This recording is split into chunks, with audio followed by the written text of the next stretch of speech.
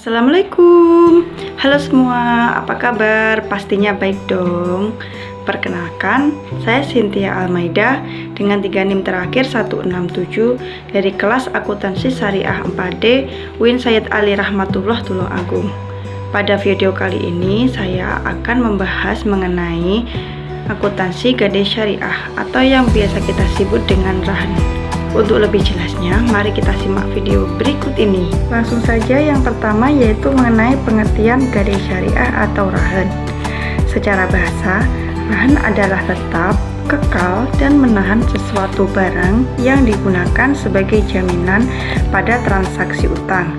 Sedangkan secara istilah, gadai atau RAHN adalah menahan suatu barang yang dimiliki oleh orang yang berutang oleh pihak yang memberikan utang sebagai bentuk jaminan sampai orang yang berutang itu dapat melunasi utangnya. Selanjutnya yang kedua yaitu sejarah gadai syariah.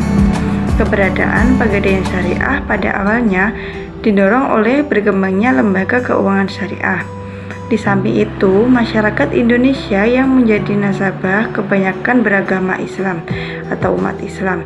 Sehingga dengan keberadaan ini, maka akan menjadi pangsa pasar pegadaian dan nasabah akan merasa aman dikarenakan transaksinya sesuai dengan syariat Islam. Selanjutnya yang ketiga yaitu rukun gadai syariah. Yang pertama, orang yang menggadaikan atau arahin. Yang kedua, utang atau almarhum bih. Yang ketiga, sigot atau ijab kabul. Yang keempat, barang yang digadaikan atau almarhum. Dan yang terakhir, orang yang menerima gadai atau al-murtahid. Kasus transaksi akuntansi gadai syariah. Nyonya Tia seorang janda yang mempunyai 2 orang anak. Suatu ketika, dia membutuhkan uang untuk membayar SPP kedua anaknya. Dikarenakan uang yang dimilikinya tidak cukup, Nyonya Tia berencana untuk menggadaikan 2 sepeda Polygon yang dimilikinya kepada PT Pegadaian Syariah Sejahtera dengan ketentuan sebagai berikut. PT Pegadaian Syariah Sejahtera menaksir harga 2 sepeda Polygon tersebut senilai masing-masing 1.500.000. Yang kedua, marhum bih atau pembiayaan yang ditaksir PT Pegadaian Syariah Sejahtera sebesar 90%. Yang ketiga, biaya administrasi sebesar 20.000. Yang keempat, biaya ujroh yang diberikan oleh PT Pegadaian Syariah Sejahtera untuk masing-masing barang sebesar 10.000. Yang selanjutnya, PT Pegadaian Syariah Sejahtera dan Nyonya Tia menyepakati pembiayaan tersebut dalam waktu 2 bulan dan diangsur per 10 hari. Dan yang terakhir, untuk biaya sewa tempat perharinya 100 rupiah. Selanjutnya kita masuk ke pembahasan. Yang A, marhum bih dengan rumus harga taksiran dikali presentase marhum bih. Tadi sudah disebutkan bila harga taksiran untuk 2 unit Polygon yaitu per unitnya 1.500.000. Jadi untuk 2 unit Polygon yaitu sebesar 3 juta rupiah. Dikalikan dengan 90% sudah ketetapan dari pihak pegadaian. Tetapi untuk presentasenya itu tergantung dengan pihak pegadaian masing-masing. 3 juta dikalikan dengan 90% hasilnya 2.700.000. Yang B, biaya ujroh per hari. Dengan rumus harga taksiran dibagi biaya ujroh dikalikan dengan sewa tempat per hari. Harga taksiran sebesar 3 juta rupiah dibagi 20.000. 20.000 itu berasal dari biaya ujroh untuk satu barang sebesar 10.000. Jika 2 unit barang yaitu 20.000 dikalikan dengan 100 rupiah per harinya, yaitu hasilnya 15.000. Yang C, biaya ujroh dalam 2 bulan, yakni jangka waktu 2 bulan itu yaitu kan 60 hari. 60 hari dibagi per 10 harinya itu membayar angsuran. Jadi selama 2 bulan kita membayar angsurannya itu 6 kali angsuran. Jadi 15.000 dikali 6 kali angsuran yaitu 90.000.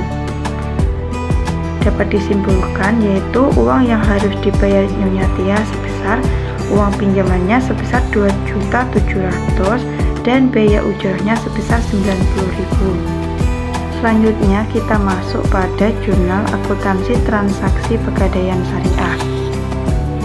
Yang A, tanggal 1 Mei 2020, Nyonya Tia menyerahkan 2 sepeda Polygon yang dimilikinya sebagai jaminan pegadaian. Jurnalnya, pada saat penyerahan barang pada pihak murtahin tidak ada jurnal, hanya tanda bukti serah terima barang saja. Pada pihak rahin begitu juga, tidak ada jurnal, hanya tanda bukti serah terima barang saja. Yang B, tanggal 3 Mei 2020, pihak gadai melakukan pencairan pinjaman dan Nyonya Tia membayar biaya administrasi kepada PT Pegadaian Syariah. Jurnalnya, pada saat pencairan uang pinjaman untuk pihak murtahin, jurnalnya piutang lahan pada kas sebesar 2.700.000. Pada pihak rahin, jurnalnya kas pada utang lahan sebesar 2.700.000. Pada saat Nyonya Tia membayar biaya administrasi, jurnalnya pada pihak murtahin, jurnalnya kas pada pendapatan administrasi sebesar 20.000. Sedangkan pada pihak rahin, jurnalnya beban administrasi pada kas sebesar 20.000. Selanjutnya, pada tanggal 13 Mei 2020, pembayaran angsuran yang pertama oleh Nyonya Tia. Jurnalnya pada murtahin, kas pada piutang rahin sebesar 450.000. Pada rahin, jurnalnya utang rahin pada kas sebesar 450.000. Selanjutnya, tanggal 20 Mei 2020, PT Pegadaian Syariah Sejahtera mengeluarkan biaya reparasi. Jurnalnya pada murtahin sebesar biaya ujroh pada kas sebesar 90.000. Pada rahin tidak ada karena rahin tidak mengeluarkan biaya. Selanjutnya, pada tanggal 23 Mei 2020, pembayaran angsuran yang kedua oleh Nyonya Tia. Jurnalnya pada murtahin, kas pada piutang rahin sebesar 450.000. Sedangkan pada rahin, utang rahin pada kas sebesar 450.000.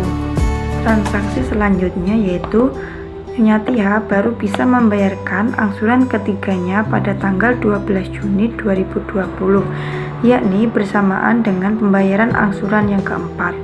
Seharusnya untuk angsuran yang ketiga itu dibayarkan pada tanggal 2 Juni 2020, sehingga untuk jurnal angsuran jatuh temponya untuk murtahin, jurnalnya piutang lahan jatuh tempo pada piutang lahan sebesar 450.000. Sedangkan pada rahin, jurnalnya utang lahan jatuh tempo pada utang lahan sebesar 450.000. Pembayaran angsuran jatuh tempo pada tanggal 12 Juni. Jurnalnya pada murtahin, jurnalnya kas pada piutang rahin jatuh tempo sebesar 450.000. Sedangkan pada rahin, jurnalnya utang rahin pada kas 450.000. Pada saat pembayaran angsuran yang keempat pada tanggal 12 Juni 2020, jurnalnya pada murtahin, kas pada piutang rahin sebesar 450.000. Sedangkan pada rahin, jurnalnya utang rahin pada kas sebesar 450.000. Selanjutnya, pada tanggal 22 Juni 2020, Nyonya Tia melunasi seluruh uang pinjamannya dan PT Pegadaian Syariah Sejahtera mengembalikan barang gadainya dengan membuat tanda serah terima barang. Pada tanggal yang sama, Nyonya Tia juga memberikan biaya ujroh atau biaya pemeliharaan dan lain-lain kepada PT Pegadaian Syariah Sejahtera. Pada saat pelunasan angsuran, jurnalnya pada murtahin, kas pada piutang rahin sebesar Rp900.000. Kenapa Rp900.000? Karena ini melunasi angsuran yang kelima dan angsuran yang keenam. Pada rahin, jurnalnya utang rahin pada kas sebesar Rp900.000. Pada saat pembayaran biaya ujroh, jurnalnya pada murtahin, kas pada pendapatan ujroh sebesar Rp90.000. Pada rahin, jurnalnya beban ujroh pada kas sebesar Rp90.000.